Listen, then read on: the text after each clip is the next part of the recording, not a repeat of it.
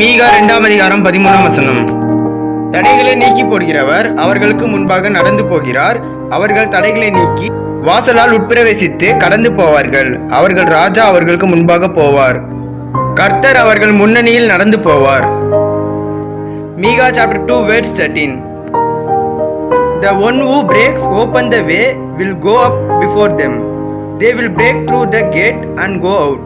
Their king will pass through before them. The Lord at their head. Amen.